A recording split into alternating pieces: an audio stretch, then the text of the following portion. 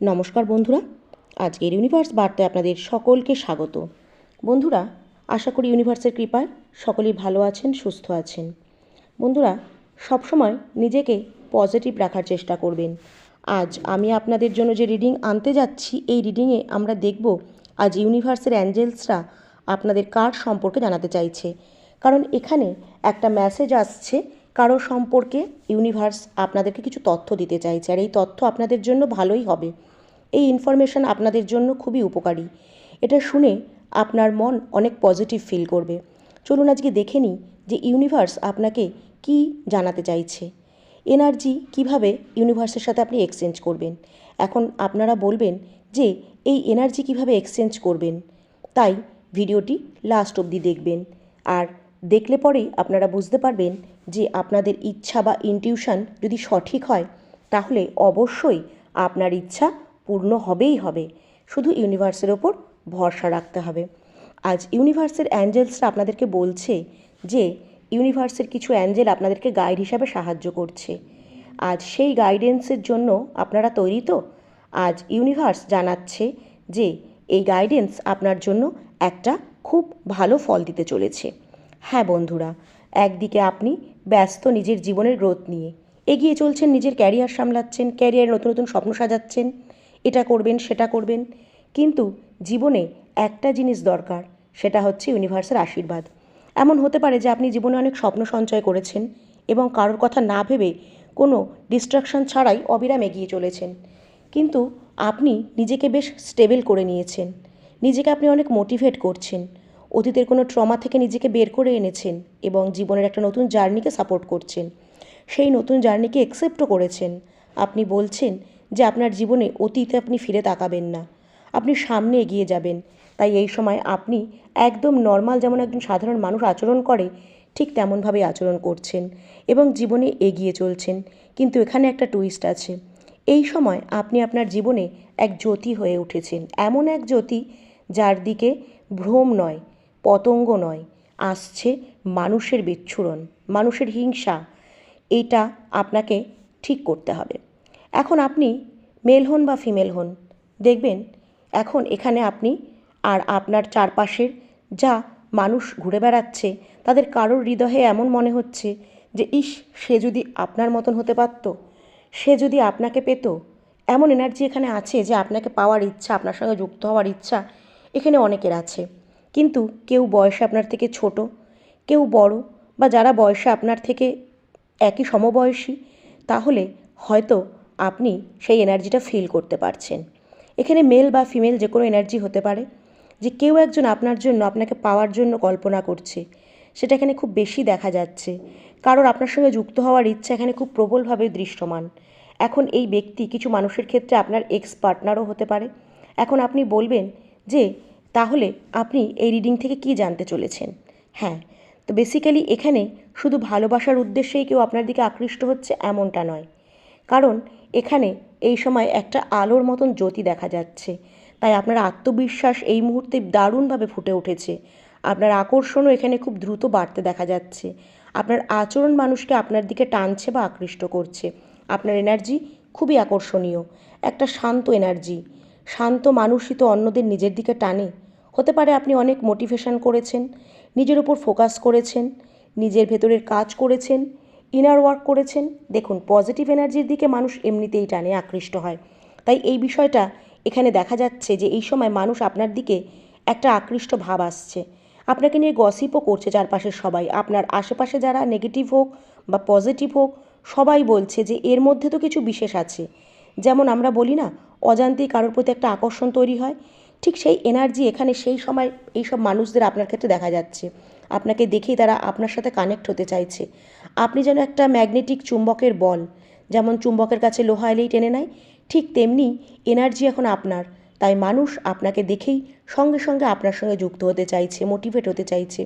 আপনার শান্তি মানুষকে নিজের দিকে টানছে, এমনটাই এখানে দেখা যাচ্ছে। অর্থাৎ এই সময় আপনি যেই পরিবেশেই যান, যেখানেই যান, যাদের মাঝেই যান, সেখানেই মানুষ আপনাকে নজরে আসবে। এখন এমন নয় যে আপনি নিজেকে খুব বেশি প্রদর্শন করেন বা খুব সাজগোজ করে যান। আপনি খুব সাধারণ পোশাক পরেন, খুব সাধারণভাবেই থাকেন, তবু মানুষ আপনাকে অসাধারণ মনে করে। এমনটা এখানে দেখা যাচ্ছে। মানুষের কাছে আপনি নিজেই একটা টপিক হয়ে উঠেছেন। আপনি সামনে এলেই মানুষ আপনার সম্পর্কে কথা বলা শুরু করে দেয়। এখন কারোর মুখের হাসি হয়ে ফুটে উঠুন আপনি, কারোর হৃদয়ের আনন্দে হয়ে উঠুন। খুব বেশি ভাবুক হবেন না। আজ যা হচ্ছে তা হতে দিন।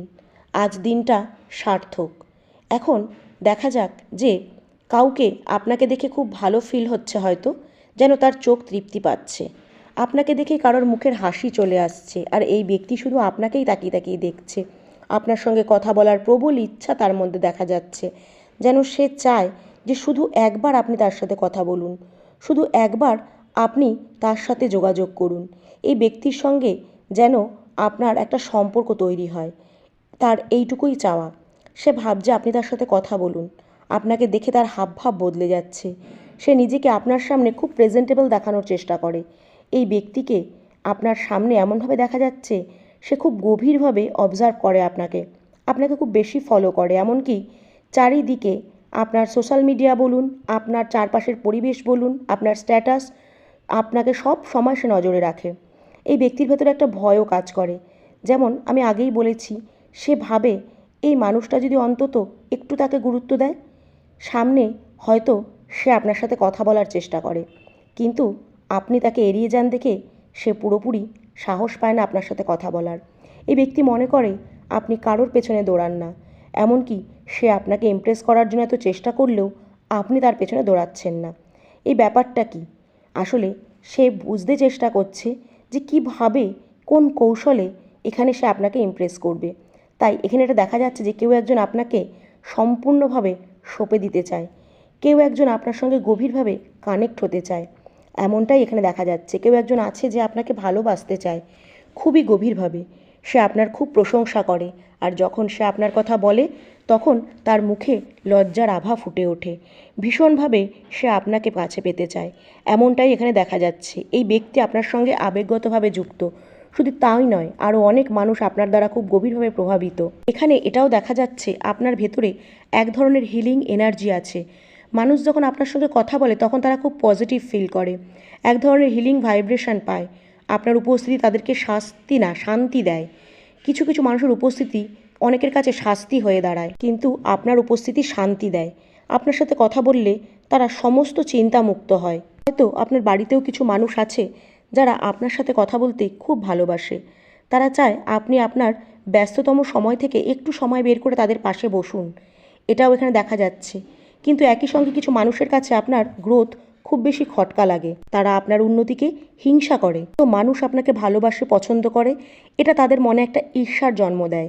আপনার কারণে কিছু মানুষের মুখে হাসিও যেমন হারিয়ে যায়, তাই আপনার গ্রোথ তাদের অস্বস্তির কারণ হয়।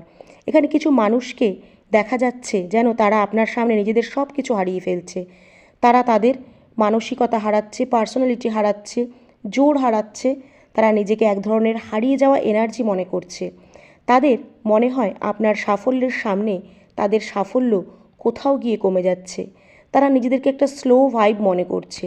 তারা পিছিয়ে পড়ছে বলে তাদের অনুভব হচ্ছে। আর আপনাকে এগিয়ে যাওয়া থেকে এখন কেউ থামাতে পারবে না, এটাও তাদের মনে হচ্ছে। তাই একদম ম্যাজিশিয়ানের মতন আপনি ঝলমল করছেন। তারা আপনাকে আগে তুচ্ছ ভাবত, তারা এখন দেখছে আপনি আসলে কী।